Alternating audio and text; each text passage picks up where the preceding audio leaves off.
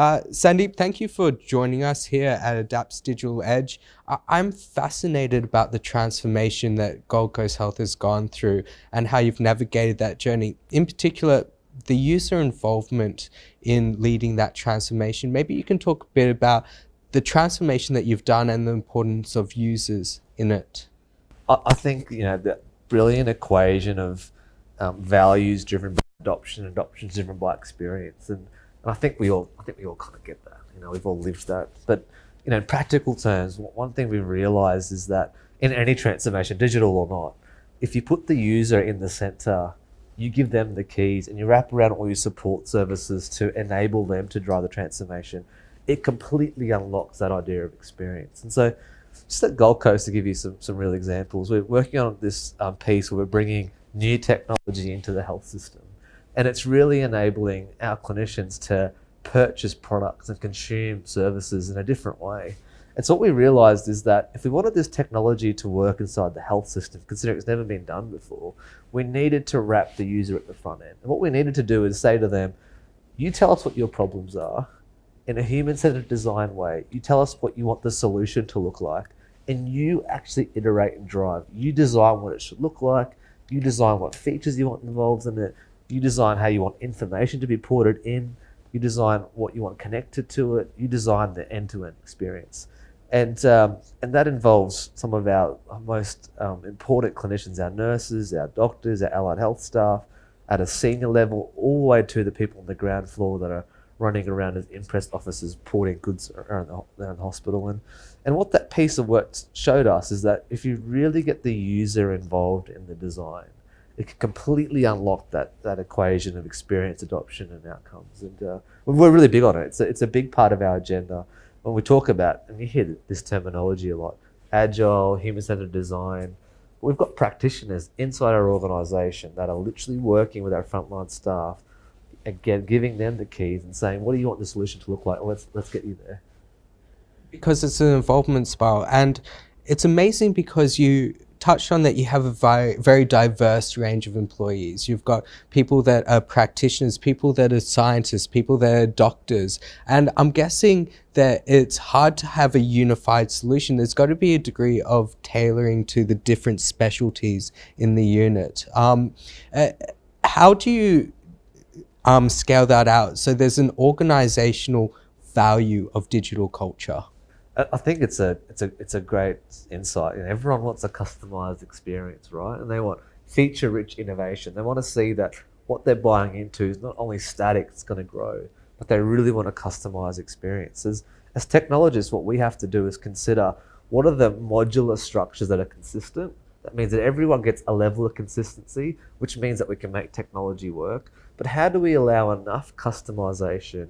And how do we allow enough product development that means that user gets a customized, tailored experience, but there's still consistency in the technology in the back end? And it's an art to do that. And I think modular structures and how technologies evolve is allowing us to do that. And I think also it's really important because if you can enable customized experiences with some consistency and you allow technology to work in that way, you can really get mass scale adoption, scale, and you can drive real big impact and real big value as a result of that. So it's again an art and a science to tackle that. But I have to say that citizens, we've all experienced this in all of our technology solutions. We want customization, and no one wants a similar experience. Even the way that our banking applications are designed, or the way that we consume booking flights, or the way that we consume booking hotels. Everyone's got their own novel customization that they like, and it's no different to the healthcare industry. I'm guessing with the customization, with that level of involvement that you're talking about, involving nurses, involving practitioners in decisions, that would organically create champions that when it comes to rollout, that they can promote it throughout the rest of the team. Absolutely, and we call them ambassadors for digital. So we have digital ambassadors at all levels. They have all levels of digital literacy, of virtual literacy, of numeracy. And what we do with our champions is we make sure that as we're deploying technology, we're channeling it through our champions and we're testing with them as individuals that, is it going to work? And really treating that individual on a micro transformation scale. Is it going to work for you? If it's going to work for you, is it going to work for your cohort of staff. It's going to work for your cohort of staff. It's going to work for broad cohorts of staff. And our digital ambassadors are really important to us. It's a new program. It's growing. And the more innovation that we do with the breadth of our organisation, with 13,000 staff, with variations of skill sets from HR officers to surgeons, we really work with those ambassadors that we're growing to make sure that what we're driving is important to the end user, and they can replicate it and demonstrate and ripple it across their groups. And with having these ambassadors, having this transformation that's based on involvement, how are you evaluating the success of it? Are you seeing particular things change in the organization? Absolutely. I think the hardest thing to measure in a public system that's focused on public healthcare is experience, particularly our customer experience, because what we end up wanting is great healthcare outcomes. There's no better experience than someone walking in with a broken leg that then leaves with a cast and they're on a resolution plan. And that's a great experience for us. But what we don't want our customers to experience is they experience great healthcare outcomes, but they may not experience the great administration side of health systems where you arrive into an emergency department with a broken leg, you're in significant pain, and suddenly you're handed 45 pages of documents to fill out about who you are and where you're from and your history. We want better experiences in that space. And I think that's a massive thing for us to unlock. For us, the way that we think about digital transformation in healthcare is around 4 major domains. We think about it as the impacts of resource stewardship, which I think everyone would think about, which is really financial outcomes. We think about staff experiences. We think about our customer, we call it patient experiences, and we think about system value. And we divide it into 2 concepts. What is value creation versus what's value realization? And where can we take experience measures and demonstrate that value creation's occurred? But then how do we port that out to realization? And again, it's art and a science. There's some things that we say, the creation measure's enough. We're comfortable that our customer satisfaction scores of this product has increased. That's enough, and we're happy to leave the valuation there. But other measures we say, we've actually cost out an initiative and we've created value and we've seen that we've actually realized it, and we can redirect those resources to provide more care in other areas. So it's a breadth of how we measure and demonstrate value. And it's really focused on those 4 main domains. It's interesting. It sounds like that you're capturing a huge amount of information because now digitization, because I'm from a data science background, so I automatically go to that. How is all this information processed, captured, and then fed into future improvements? Yeah, so we've got an advanced data platform. It's architected in the cloud. Health systems capture the most data in any domain, in any industry, where I think it's commonly known that healthcare is responsible for 30% of the world's data in totality. And so we have ways at which we architect our data and store it and capture it so that it's available for scale, and it's near real time. So we can tell you right now in real time how many patients are in our emergency department at Gold Coast University Hospital, and that's portable, it's modularized, but it's available on different devices. We can tell you how many staff we've hired and what was their previous history.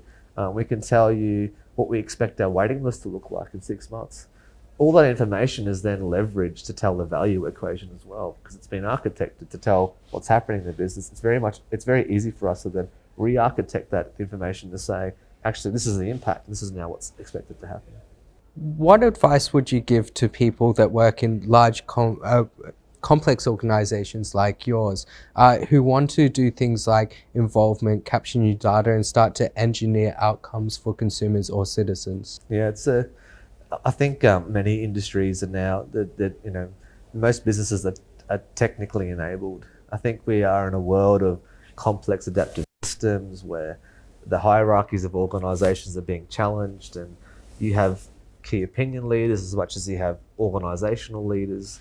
And so it's becoming quite complicated in terms of how you drive change and how you influence it. One of the bits of advice, and I'll stay consistent with the theme I talked about earlier on stage, is really understand your business that you're working in, understand who the key opinion leaders are as much as the organization leaders are, and work with them to not only understand what drives them, but work to understand what value they're after, what type of innovation they're looking to drive, where do they want to see improvement, and then connect the digital strategy to that exact topic. I think it's really important that we need digital leaders in the day and age right now that know the business, that are well known across the organisation, that are go-to people that can walk inside a clinical team or walk inside an operational team and say, hey, I know that you guys are challenged by this, and this is how we're going to work with you to solve that challenge. And not talk about technology for technology's sake, but really talk about how we can enable value to be realised and how we're going to work with them as our customer to really deliver and realise that future potential, that they're aiming for. So I think that's a key bit of advice I'd give all our leaders. Brilliant piece of advice. Last question. I like to ask everyone this.